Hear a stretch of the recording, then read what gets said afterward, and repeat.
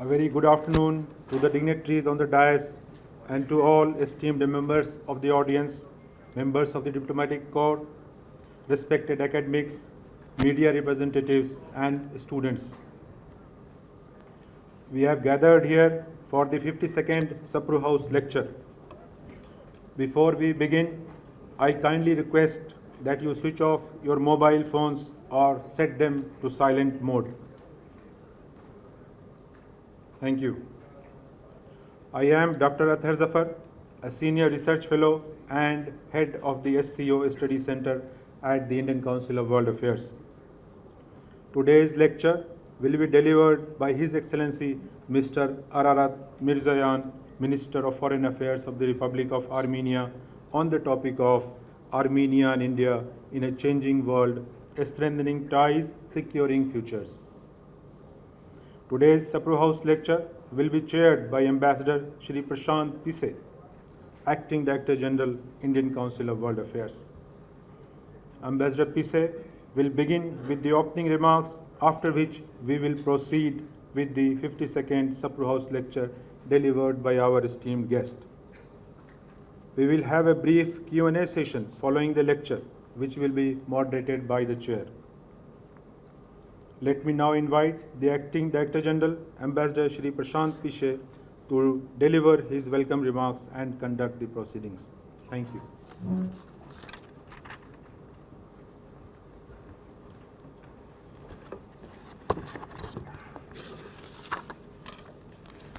His Excellency Mr. Ararат Mիրզոյանի, Foreign Minister of the Republic of Armenia, the accompanying Armenian delegation, His Excellency the Ambassador of Armenia to India, the Additional Secretary, Eurasia from Ministry of External Affairs, members of the Diplomatic Corps, former Indian ambassadors, including 3 Indian ambassadors I see to Armenia, members of the think tank, academic and business community, media and research community, colleagues, ladies and gentlemen, good afternoon, namaste, berezev.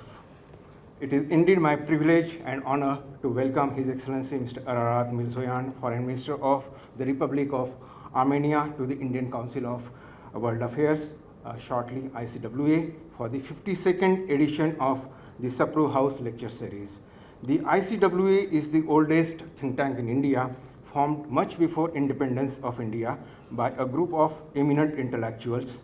The principal objective was to create an Indian perspective on foreign policy and international developments in post-World War II period. Since then, it has emerged as a premier foreign policy think tank with expertise in wide-ranging areas that span all geographies, as also the current trends and the changing dynamics in the world, by focusing on political security, defense and economic developments in the world over.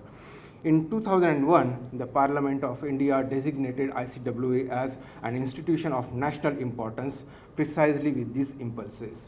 This building, which is Sapru House, has been named after one of the founders of ICWA, Sir Tej Bahadur Sapru.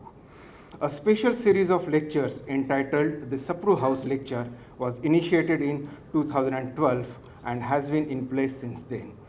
ICWA has been hosting Sapru House lectures by visiting foreign dignitaries and eminent scholars from time to time, and I am indeed delighted to have the Foreign Minister of Armenia at this prestigious event. India is not new to the Honorable Foreign Minister. He has visited India twice in the past and met the External Affairs Minister of India on numerous occasions at various forums. The topic of today's lecture, Armenia and India in a changing world, strengthening ties, securing futures, is just apt. While India was one of the first countries to recognize the independence of Armenia and establish diplomatic ties, relations between the two countries actually go back several centuries. There is recorded history of presence of Armenian diaspora in India from the medieval times, and we boast a rich Armenian heritage with churches, cemeteries, and educational institutions in India. In fact, a stamp was issued by the Armenian Post in early 1990s of a church of Chennai, erstwhile Madras. The Armenian heritage has been preserved with great care and respect for Armenian traditions in India. the contribution of Armenian community to India's progress has been noteworthy. While our bilateral relations have expanded in political and cultural fields over the last 3 years, over the last 3 decades, there is clearly scope for further strengthening of economic and commercial cooperation, in particular tourism, hospitality, infrastructure, and investment.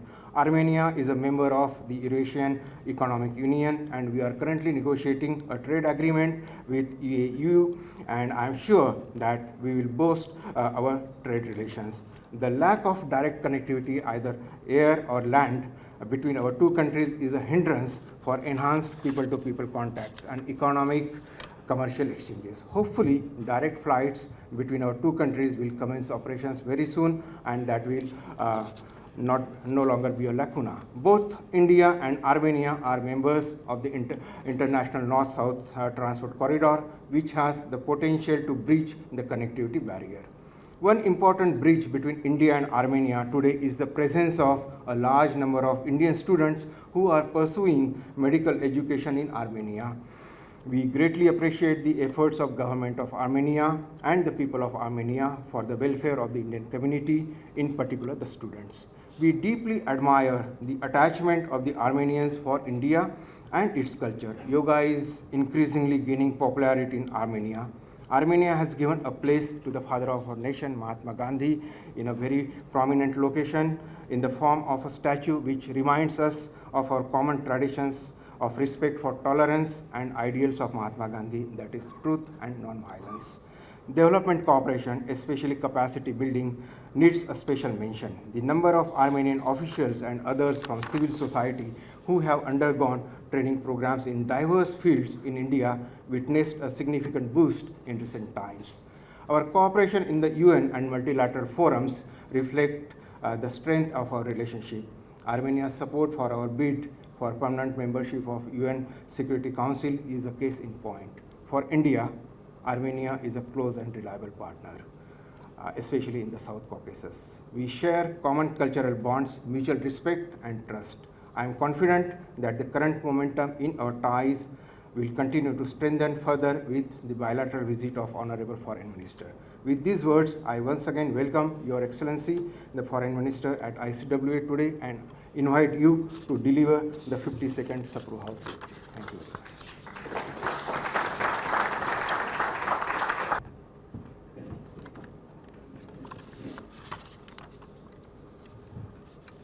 Honorable Acting Director General, Ambassador Pisse, you said almost everything that I was going to say, so dear friends, if you have any questions, ask him, not me. He knows everything. Honorable Chair, dear guests, ladies and gentlemen, it is an honor to address this esteemed audience, a platform renowned for its sharp analysis and forward-thinking discussions that significantly contribute to international dialogues. I am grateful for the opportunity to exchange views with you on matters of mutual importance as we explore the vast potential in further strengthening the strategic ties between the Republic of Armenia and the Republic of India. India was among the first countries to recognize the independence of Armenia in 1991.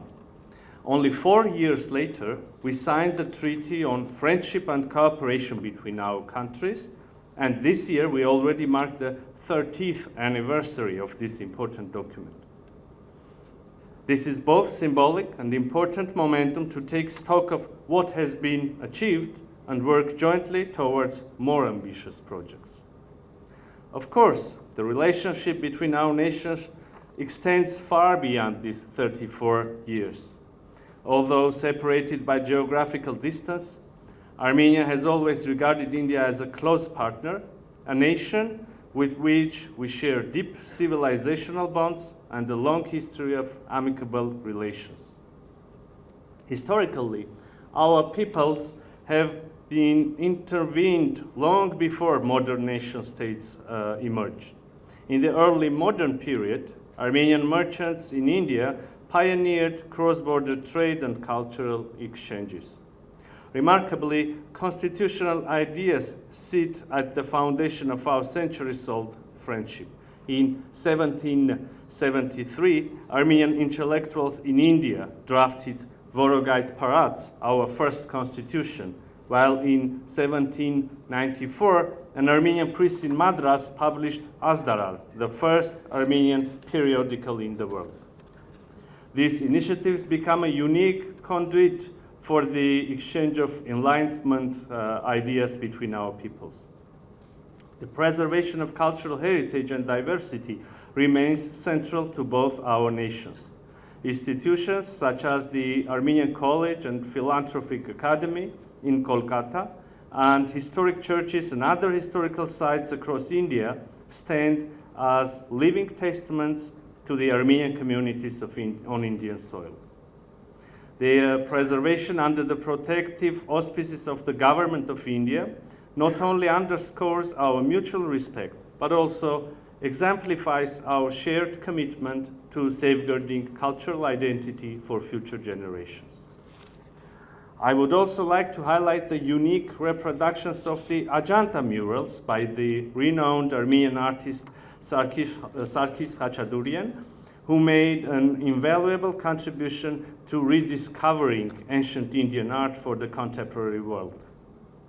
Currently housed at the National Gallery of Armenia, these works represent the centuries-old cultural and spiritual bond between our peoples and remind us that art and culture are the true bridges of diplomacy. Today, Armenia and India enjoy multifaceted cooperation that continues to evolve dynamically. The comprehensive deepening of our partnership with India constitutes a foreign policy priority for Armenia, and we view these relations from a long-term perspective. The past few years have witnessed a significant upward trajectory in our relations. I should definitely underline here that this has been possible with the personal contribution and strong dedication of my dear friend and counterpart, Dr. Jaishankar. Through joint efforts and resolute commitment, we have achieved very concrete results across numerous spheres of mutual interest, including economy, security and defense, information technologies, education, and culture. Our collaboration and intense political dialogue has flourished through exchanges of visits and various cooperation mechanisms, including political consultations between our foreign affairs ministries and sessions of the Intergovernmental Commission. Our bilateral defense and security cooperation continues to expand. We welcome the first consultations held between our defense ministries and believe that the appointment of resident military attachés represents another valuable asset in developing deeper cooperation in this vital field. While economic activity is growing, it has not yet reached desired levels. We aim to substantially increase bilateral trade volumes in the coming years, focusing our efforts on facilitating Armenian companies to establish business connections with India. This ambition formed the core of discussions during the last Intergovernmental Commission session in Yerevan, and as the chair of the Armenian side, I am committed to prioritizing these activities by fostering institutional engagement and intensifying business to government and business to business interactions. I think our expert communities might contribute to this effort by more insightful analysis and recommendations that could bring our businesses closer. Removing barriers to the free movement of people, goods, and services is a prerequisite for addressing the structural constraints of landlocked developing countries and promoting global market integration. Enhanced connectivity is crucial to this end. Armenia is deeply interested in advancing dialogue and cooperation with the International North-South Transport Corridor project and the Chabahar Port Development Initiative. In this regard, the Armenia-India-Iran trilateral cooperation format is of great significance, and I am pleased that we have already initiated this mechanism and started engaging in practical discussions on this issue. Armenia and India can establish mutually beneficial cooperation across every sphere: high-tech, IT, education, science, tourism, aviation, logistics, and pharmaceuticals, stand out as particularly promising areas for our partnership. Tourism represents an important collaboration field that brings not only economic benefits, but promotes mobility and people-to-people contacts, fostering mutual understanding. We are actively working toward establishing direct flights between Yerevan and Delhi. Collaboration in spheres such as green energy offers exciting prospects by leveraging Armenian potential and Indian expertise. In 2024, Armenia became a member of the International Solar Alliance, a joint initiative of India and France, opening new avenues for cooperation. In 2023, Armenia and India signed a memorandum of understanding on sharing successful digital solutions for population scale digital transformation. During my current visit, we are planning to sign a document on cooperation in the field of medical products regulation. As you can see, ongoing discussions across all these directions are materializing into practical agreements and new opportunities for our governments and business communities.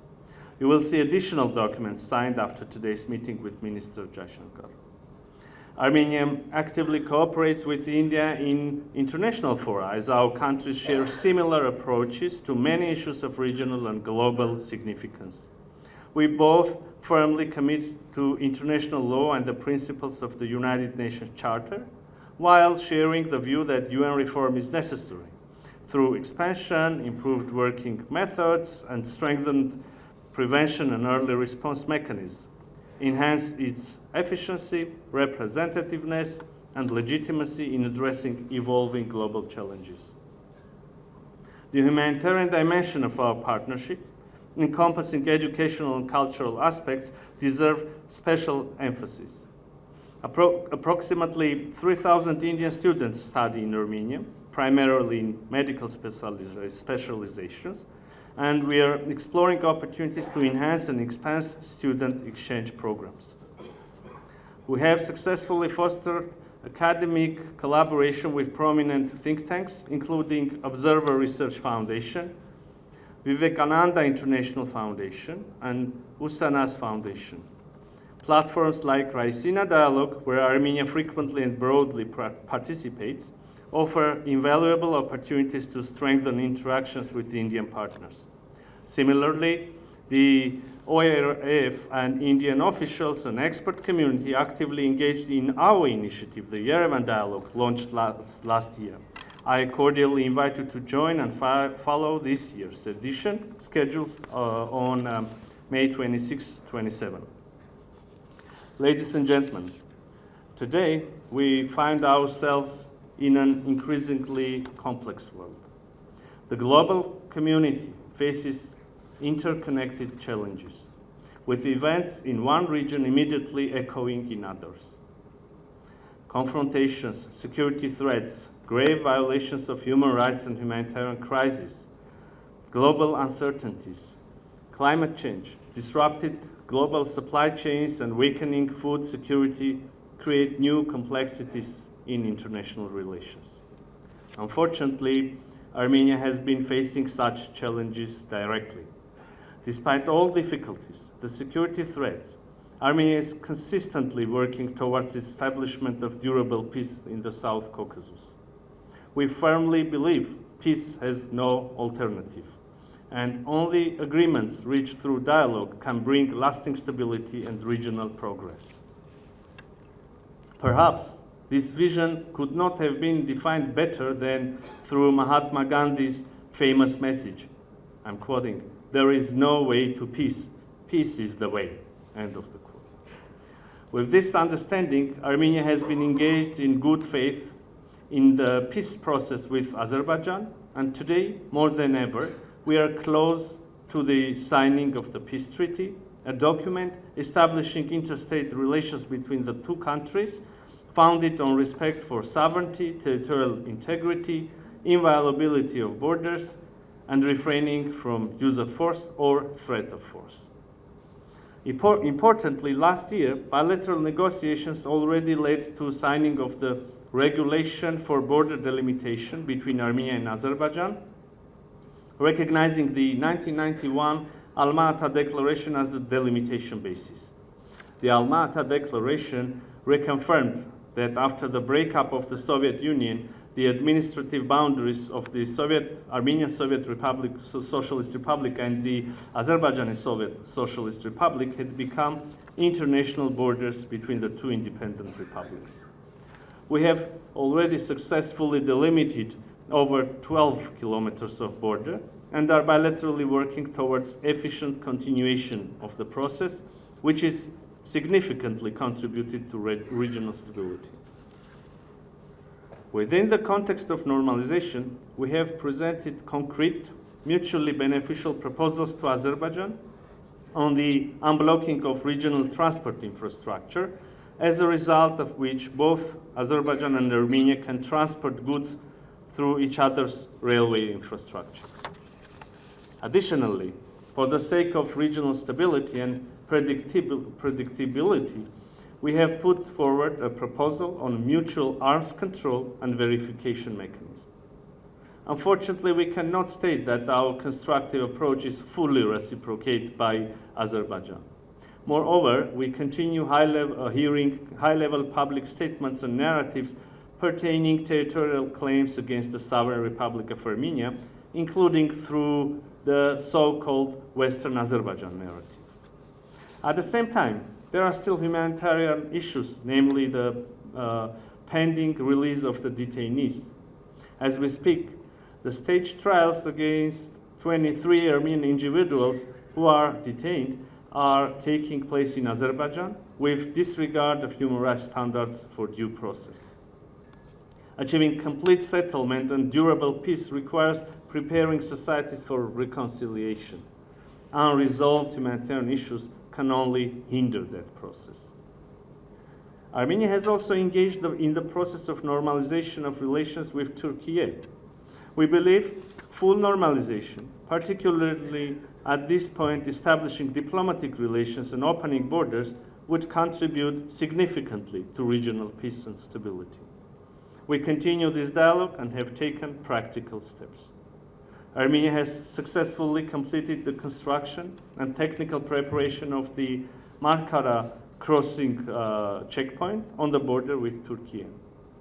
Additionally, in November 2024, representatives from the relevant ministries of Armenia and Turkey held a meeting to review the technical requirements for border crossing on the Gyumri-Kars railway.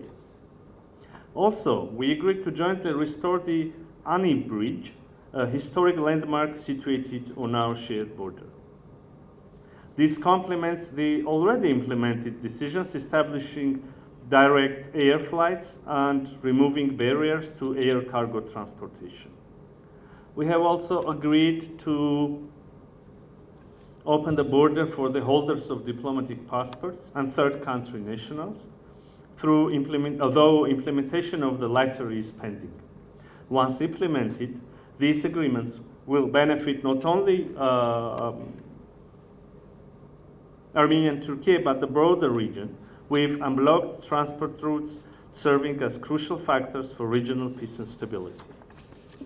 Dear friends, recognizing the importance of opening all trade and transport communications, as you could see from the proposals I already mentioned, Armenia's government has initiated the Crossroads of Peace project aimed at unblocking transport infrastructures based on the principles of sovereignty, national jurisdiction, equality, and reciprocity.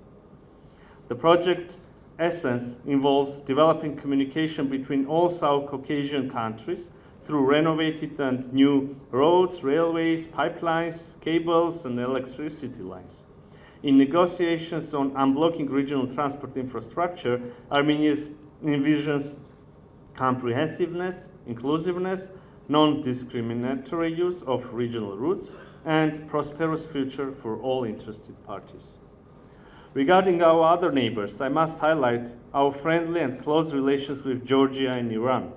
In 2023, we elevated our relationship with Georgia to a strategic partnership, formalizing what has essentially always been a strategic relationship across all areas. With Iran, we experience continuous development of bilateral cooperation based on natural interests. Armenia maintains intensive dialogue and developing relations with the United States and the European Union. The trilateral meeting on April 5, 2024 resulted in a joint Armenia, United States, European Union statement. Last year also saw another round of our strategic dialogue with the United States, culminating in signing the Strategic Partnership Charter 2 months ago.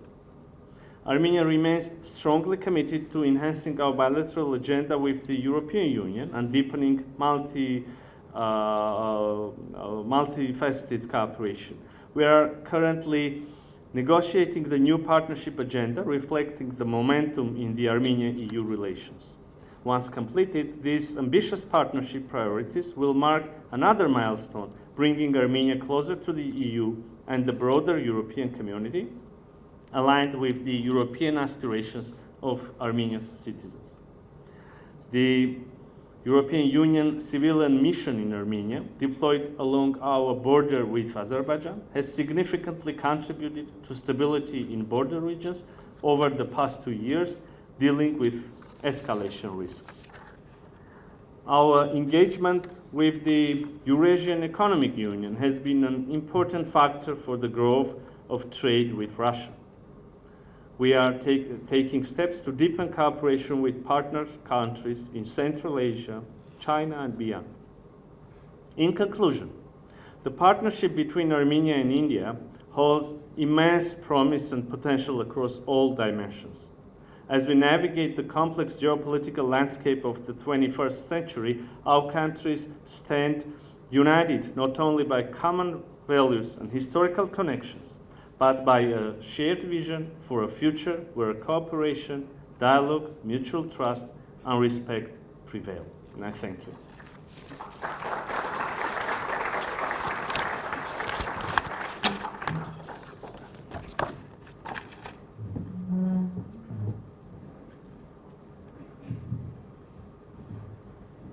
With shifting global alliances, how is Armenia balancing its relationships between traditional partners like Russia and emerging partners such as India and the European Union?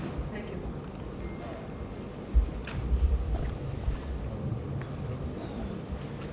Can you hear? Yeah, you hear? So thank you for tolerating this long speech, and also for the interest for coming for the question. Very important question, by the way, the most important, I would say.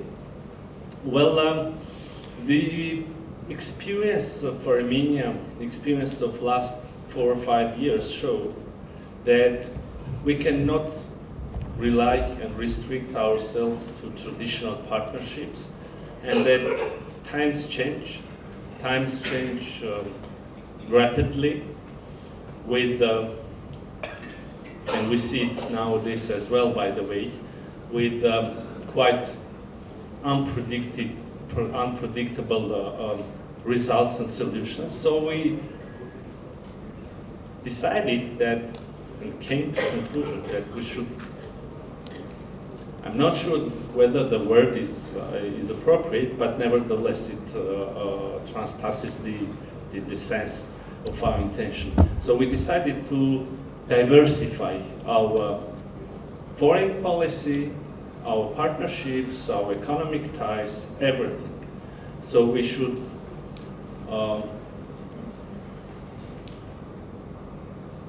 have more balanced and balancing foreign policy.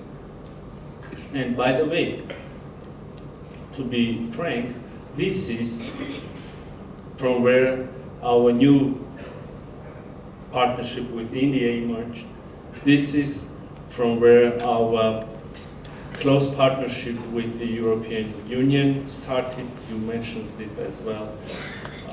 This is from where our new partnership with the United States emerged, and as I mentioned already, just 2 months ago we leveled up our relations with the United States, for instance, from the strategic dialogue to strategic partnership. and now we work with the new American administration towards the implementation of these documents and what is mentioned in this document. And of course, we keep our close ties with Russia as well.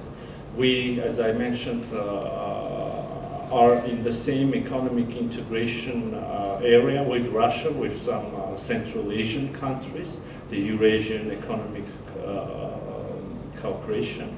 And we highly benefit from being a member of this format, of this platform. But as I said, we do not restrict ourselves. We see that the world is changing. We truly believe that new cooperation, new dialogues with not so traditional partners, but also keeping the traditional relations, are beneficial for Armenia. And I guess, I believe that this is a good resolution not only for Armenia. Everybody nowadays in the world is trying to explore new opportunities, new platforms from their nations as well. So I hope I answered your question. Excellency Manish Jha, Center for Global India Insights. Armenia is, from what we know, is interested in joining BRICS. What does Armenia expect from BRICS? Does it expect India's support? That's number one. And number two, defense has emerged as a major pillar of India-Armenia partnership. What is the next big area of India-Armenia partnership? Thank you. For India-Armenian partnership, it would be very hard for me to separate one specific things, but I believe there are numerous spheres, numerous projects that we can implement together, several spheres where we can significantly deepen our relations. And by the way, we have been engaged in talks about these things and about the deepening of the relations, and it is already time to see concrete results, and fingers crossed we're close to some very good solutions in several areas. So, as I said, it would be hard for me to separate any specific things, but to generalize, we have built a solid foundation. Now, probably it is the time to have concrete and tangible results in economic cooperation, starting from establishment of direct flights towards which we, both the two countries and companies of the two countries work. And by the way, we are very, very close to establishment of these direct flights. There are no restrictions here, and I even cannot say starting from establishment of direct flights and finishing with something. There is no something to finish with. It's an unlimited horizon. The first component of the question. Well, to tell the truth, we have been participating in BRICS events as a partner, as an observer. I'm not saying the official status, but the attitude, the approach. But Armenia has never officially applied for membership in BRICS. So most probably it's too early to speak about that sort of cooperation. Hello to all. I'm Anubha. I'm Research Associate at the Council.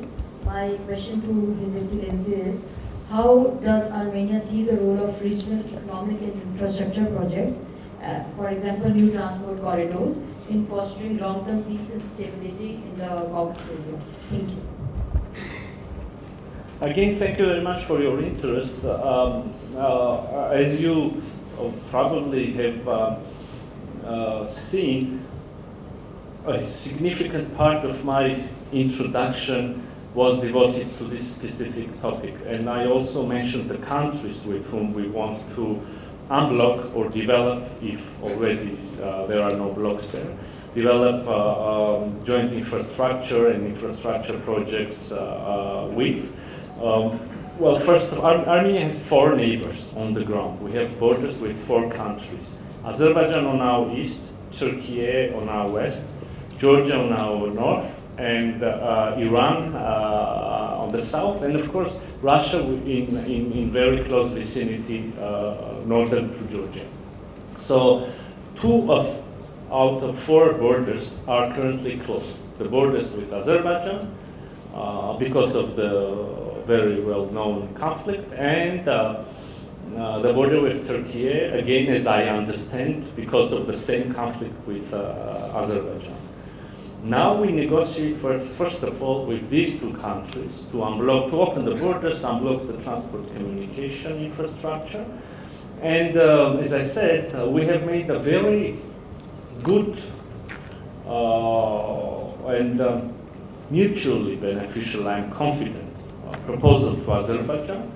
And if there is a constructive, respective attitude and response from Azerbaijan, we can easily and quickly open at least part of the infrastructure, for instance, in the very south of Armenia, by which Azerbaijan could get access and can use our railway infrastructure to connect the 2 parts of this country. You know that Azerbaijan also has a big part of it, Nakhchivan, which is not connected with the mainland, if I may say so, on the ground. So they can connect the 2 countries, and then from Baku they can travel or send their goods through our territory and through our railway infrastructure, not only to Nakhchivan, but also beyond, to Turkey and to Europe.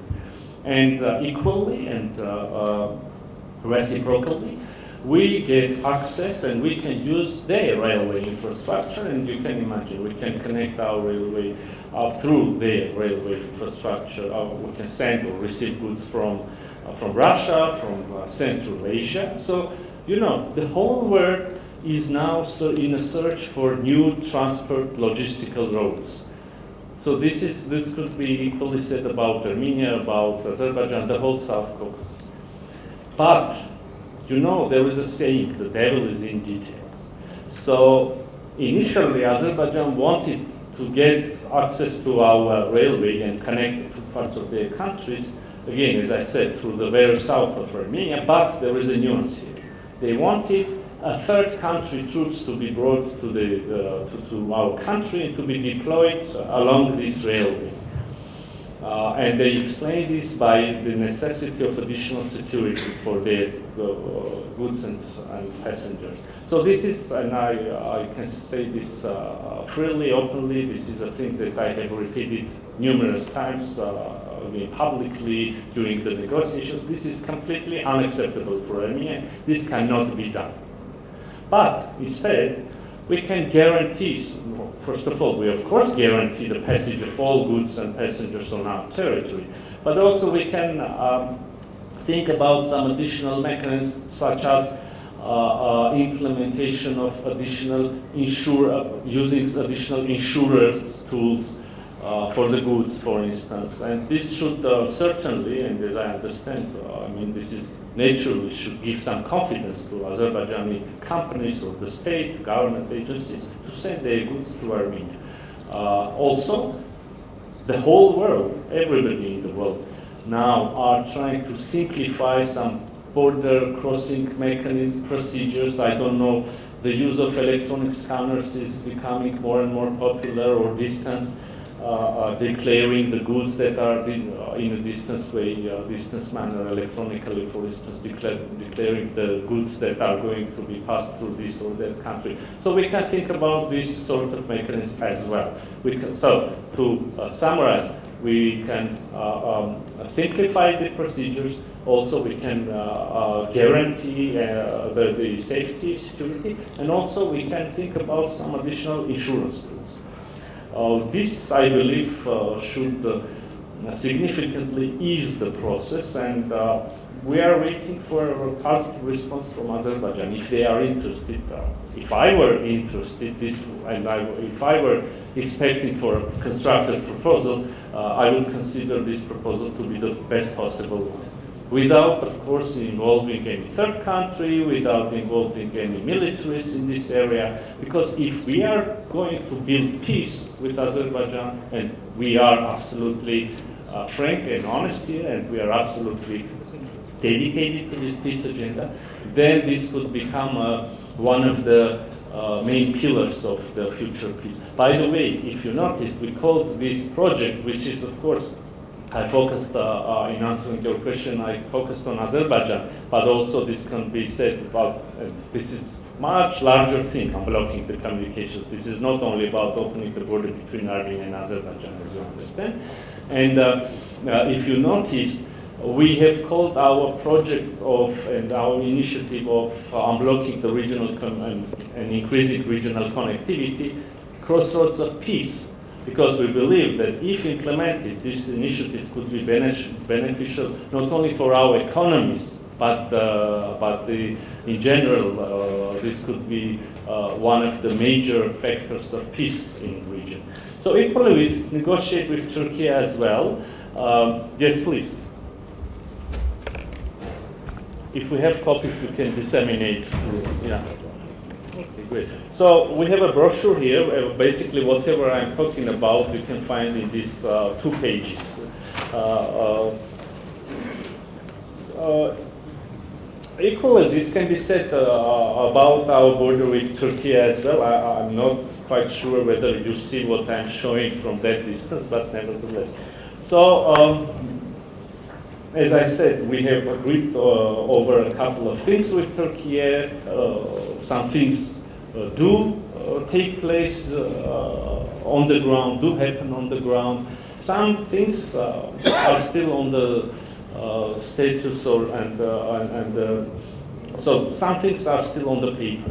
For instance, we agreed that we open the border with for the third country citizens and diplomatic passport holders. This is unfortunately not implemented yet, but we continue our negotiations, and I must note that we see the constructive approach from our Turkish counterparts as well.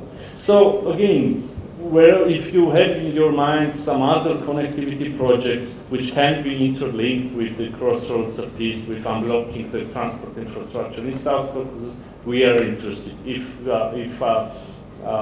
there is a new possibility to modify the ideas that we have, that can be beneficial for us, and this is not only about South Caucasus, this is beyond of our region. So we are interested, we are in, you have, and whoever has those sort of ideas, they have good and potential partners in face of Armenia. Thank you, Excellency. Thank you very much, Minister. I'm the Ambassador of Argentina.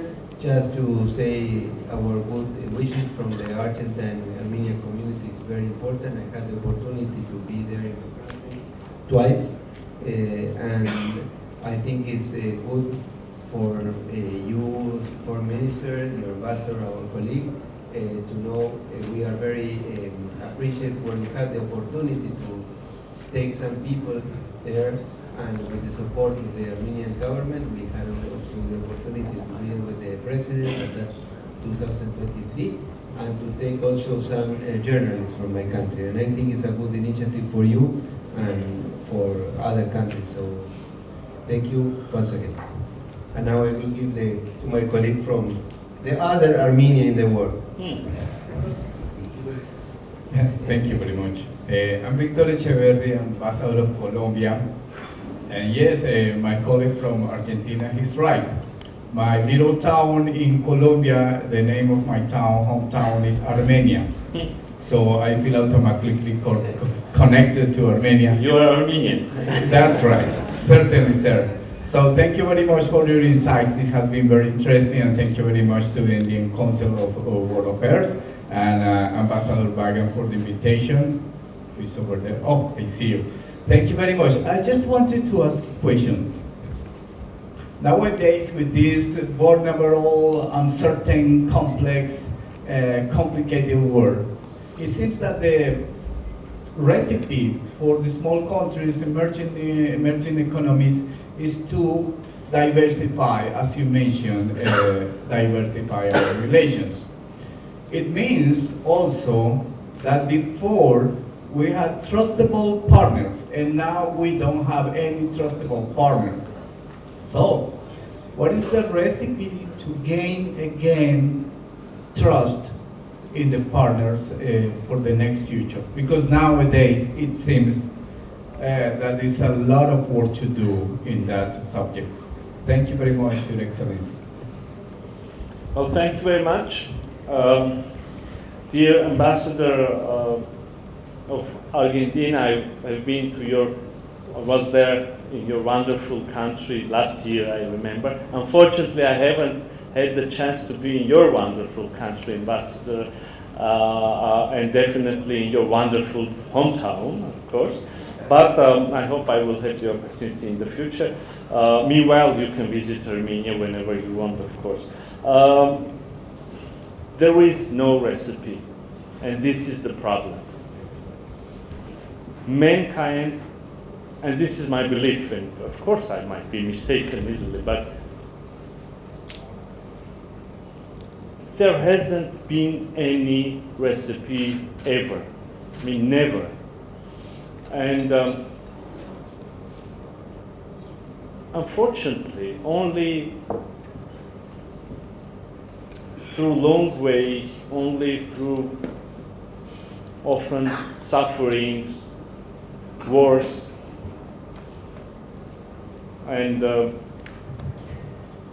new knowledge which come again, unfortunately, after wars and after sufferings, human beings find new solutions.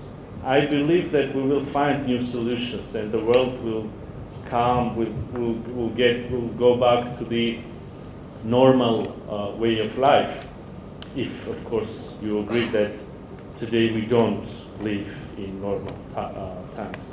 So my hope is that this time we could find solutions not through sufferings, although we already today witness the suffering here and there. But yeah, the price is very big, and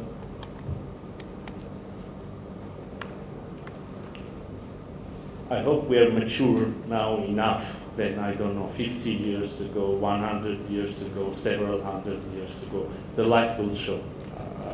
I'm not sure, unfortunately not sure at all. But there is no recipe. Thank you very much for attendance, and thank you very much for your very important and interesting questions.